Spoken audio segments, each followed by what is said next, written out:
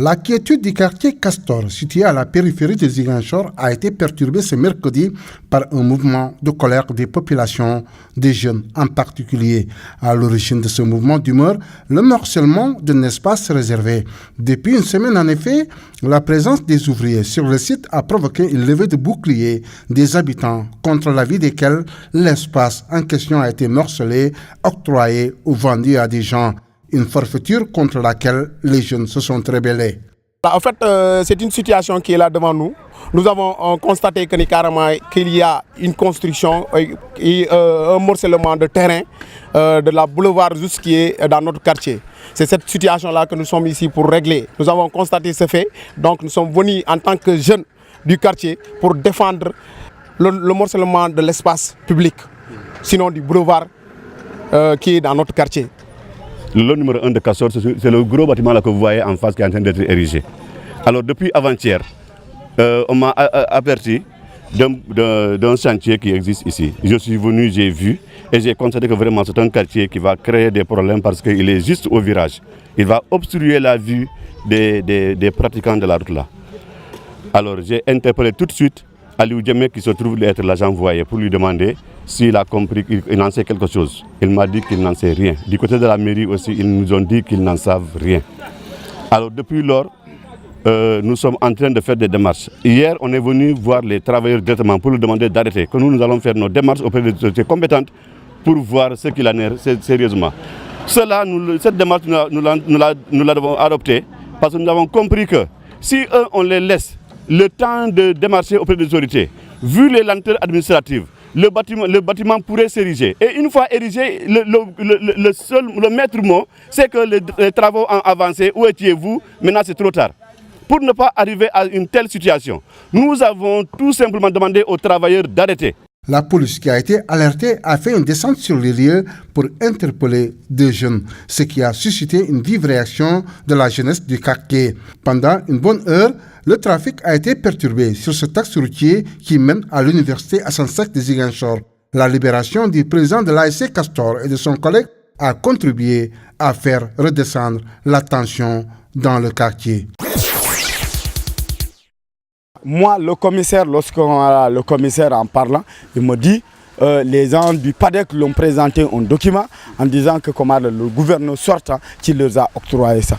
Maintenant, nous, notre problème, ce n'est pas la mairie, ce n'est pas le gouverneur. Nous disons d'arrêter les travaux. Nous ne voulons pas que cet espace-là soit utilisé pour des constructions pour que les gens viennent habiter là-bas. C'est ça notre position. Maintenant, qui a fait cela, ce n'est pas notre problème. Nous, c'est que nous sommes unis et nous sommes debout pour dire halte. Et nous allons continuer le combat. Maintenant, ils ont pris mon identification, ils ont pris mes empreintes, ils ont dit que tout ce qui se passera, je serai responsable. Je ne suis pas le responsable du quartier et je ne suis pas le seul responsable dans ce quartier. Mais le quartier est uni derrière son délégué de quartier et nous sommes une. Si aujourd'hui il prend quelqu'un, ils vont prendre nous tous en prison. Mais nous allons empêcher la construction là. Et nous leur disons, c'est aujourd'hui seulement. Si demain, la saison n'arrête pas, nous allons mettre en place d'autres stratégies de lutte. Nous, on ne va pas arrêter. Parce que la manière dont ils sont en train de faire, d'amener, de nous envoyer des policiers, en ce moment-là, ça ne fait pas longtemps, 2 voitures de policiers, de police sont pleines de policiers qui sont venus ici. C'est pour nous intimider. Nous sommes tranquilles, nous connaissons nos droits, nous connaissons nos devoirs. Et nous sommes en train de faire nos devoirs dans ce quartier-là. Donc, ce qui est de notre droit, nous allons réclamer cela. Nous allons accepter en aucun moment que ces gens viennent morceler. Ce n'est pas la première fois. Il y avait comme dans un temps, ils ont morcelé notre espace vert, ils l'ont donné à un agent du cadastre. Nous avons mené ce combat-là jusqu'à ce que l'espace vert est resté. Ils ont continué encore à cibler des espaces dans Castor en disant que Castor est calme. Peut-être ces gens-là ne vont pas savoir. Ils se trompent parce que nous, chaque jour, nous sommes en train de surveiller notre quartier parce que c'est notre cadre de vie. Nous aimons notre quartier et nous sommes prêts à lutter pour le bien-être de notre quartier. J'y trouve un grand intérêt, d'autant plus qu'un intérêt économique et également un intérêt politique. Voilà. Parce que là, je pense bien que quand on dit que le développement se fait à la base, il faudrait partager avec les populations les préoccupations quotidiennes qu'elles ont et qu'elles arrivent quelquefois à exprimer à travers les collectivités locales, ou bien quelquefois même qu'elles n'arrivent pas à exprimer à travers ce biais-là. Donc, et là, on a les associations de villages, on a les congrès de villages, mais ça c'est particulier, c'est des petites entités. Mais quand on parle de Diamora, ça prend vraiment une tournure nationale. Donc vraiment j'y adhère, d'autant plus que même la diaspora y adhère aussi. Au Sénégal, le pourcentage de femmes dépasse largement le pourcentage des hommes.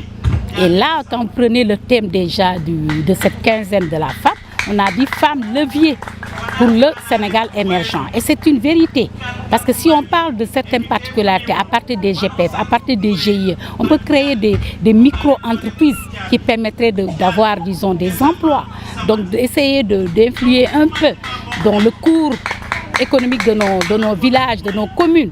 Donc moi j'y adhère complètement. Je sais que le président a bien vu, il a bien vraiment axé, disons, un des termes essentiels du développement du Sénégal qui peut se faire à ce niveau-là.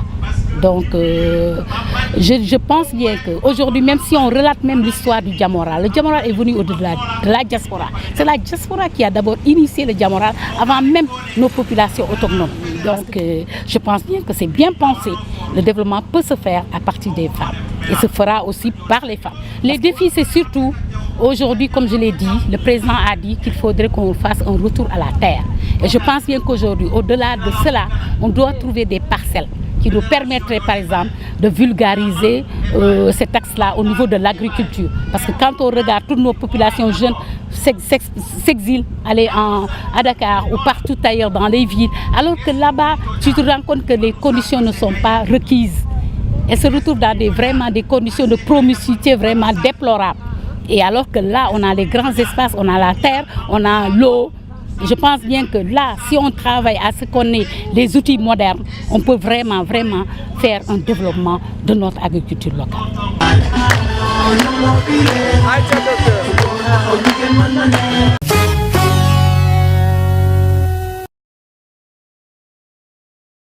Nouveau scandale pour Donald Trump. Cette fois, le président américain est accusé par le New York Times d'avoir demandé le classement d'une enquête du FBI sur son ancien conseiller Michael Flynn.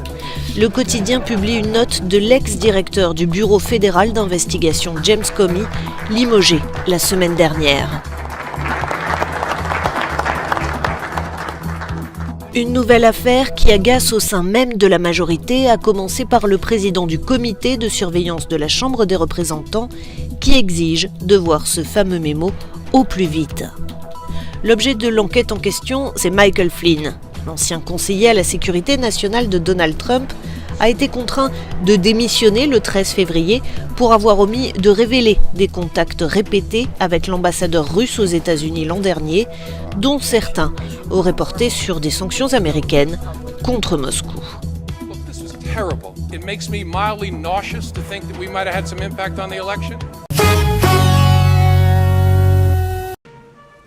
Le bouleversement annoncé par Emmanuel Macron devra encore attendre un peu. Le président a reporté l'annonce de son premier gouvernement à mercredi 15h. Selon le communiqué de l'Élysée, il s'agirait de respecter ses engagements de moralisation de la vie publique, notamment en vérifiant la situation fiscale des futurs ministres ainsi que l'absence de conflit d'intérêts. Le précédent Cahuzac et le Penelope Gate sont passés par là. L'adoption d'une loi sur la moralisation de la vie publique était d'ailleurs l'une des conditions fixées par François Bayrou pour rallier Emmanuel Macron pendant la campagne. Elle sera donc présentée au Parlement avant même les législatives de juin et devrait notamment prévoir l'interdiction pour les ministres et parlementaires d'embaucher un membre de leur famille, l'interdiction de plus de 3 mandats successifs identiques et de l'activité de conseil pendant le mandat, la fin du régime spécial de retraite des parlementaires et l'imposition de leurs indemnités. En attendant, l'annonce du gouvernement devrait tenir les autres promesses du chef de l'État, comme l'a rappelé lundi soir son Premier ministre.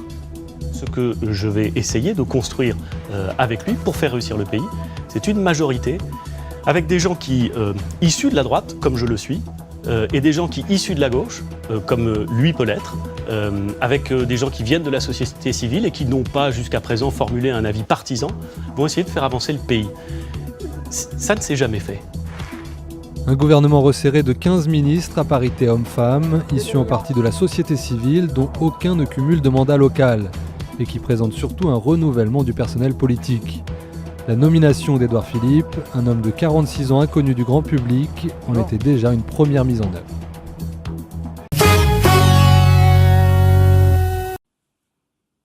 Le Maroc et le Nigeria ont signé un accord lundi, officialisant ainsi le début de l'étude de faisabilité de ce méga projet de gazoduc, les reliant par la façade maritime.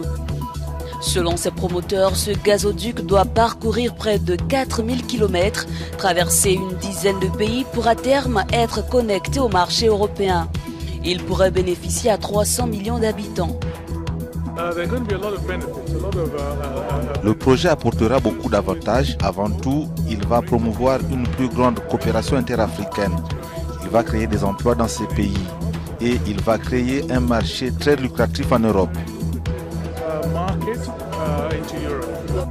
Selon cet accord signé entre la compagnie pétrolière nationale nigériane et l'Office des hydrocarbures et des mines marocains, l'étude de faisabilité du projet prendra 1 an et il faudra 9 mois supplémentaires pour l'ingénierie et la conception avant le lancement du projet. Aujourd'hui, il y a de la crédibilité dans cette action. Il y a moins de 6 mois, c'était une annonce. Aujourd'hui, on lance les travaux de faisabilité avec un échéancier bien clair. Par ailleurs, un autre accord a également été signé lundi entre l'Office chérifien des phosphates et l'Association nigériane des producteurs et fournisseurs d'engrais pour un renforcement des capacités de production et de distribution d'engrais au Nigeria, un signe de plus du réchauffement des relations entre les deux pays.